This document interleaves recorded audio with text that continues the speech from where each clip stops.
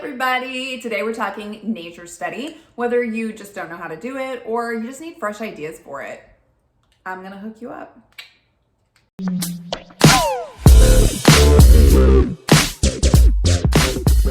Okay, so don't let nature study overwhelm you like it once did me. I'm gonna give you my basic premise for nature study. First of all, you go outside. Second of all, you pick something to study. Then you're going to draw it or paint it. That's it. That's really it. Pretty simple, right? Okay, so you can use an app on your phone for flowers or birds. There's all kinds of cool apps for that stuff. You can use nature guides, like the laminated kind. We have the whole Texas set, so we can study the things that are in our region because we're in Texas. You can just Google things. Honestly, it's pretty easy. Then the drawing or painting part.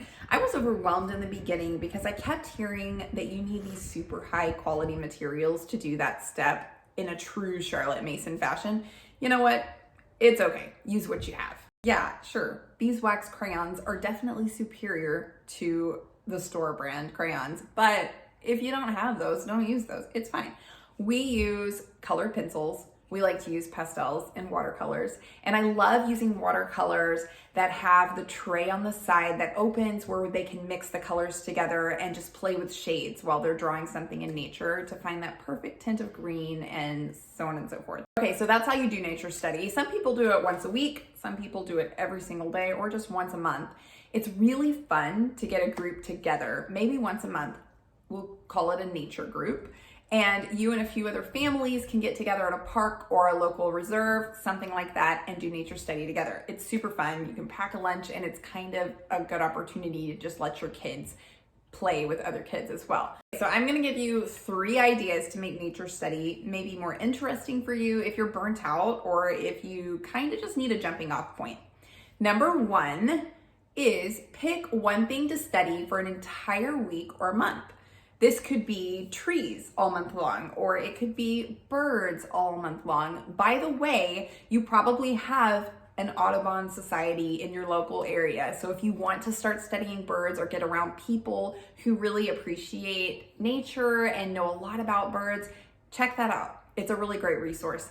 Also, your local library probably has really cool classes that you don't even know about. They usually do. So once me and my kids studied trees for an entire month, and we found as many different types of leaves as we possibly could. And I actually ended up gluing little googly eyes on the leaves and putting them on popsicle sticks. I had preschoolers mostly at the time. And we named them according to the tree that they came from. And it really helped my kids learn the names of trees and recognize their leaves.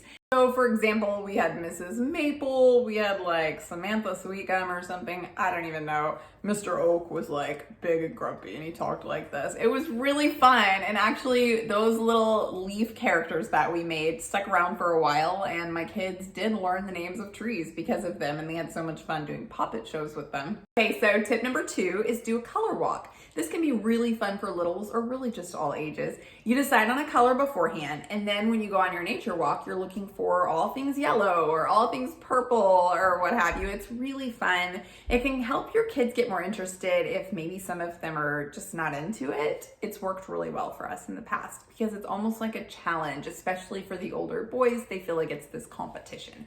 Who can find the most red things or whatever? So pick the color together as a family or let the kid of the day choose. If you don't know what kid of the day is, it will change your life. Click here to find out what kid of the day is. Okay, tip number 3 for your nature study is painter's tape. This is such a cool idea. I found out from another mom. You take painter's tape around your kids' wrists and yours as well. Be sure that you are getting involved in nature study along with your kids, by the way. So you're just gonna take that painter's tape on your wrist and pick up anything that interests you while you're on your walk and stick it right there on that sticky tape. Obviously you can't pick big things up, but it's really fun to just find petals and seeds and just little pieces from your walk. And then when you get back home, you get to all sit down together and look at it together and figure out where did it all come from. And it's this really fun thing. Guys, well, those are my tips for nature study. I hope it helps you to get out there and do it more with your kids. Comment yes down below if you have done nature study with your kids, or comment I'm going to if you're planning it. Here to subscribe to my channel, you know you want to, and click here for more videos. And I'll see you next time. Bye!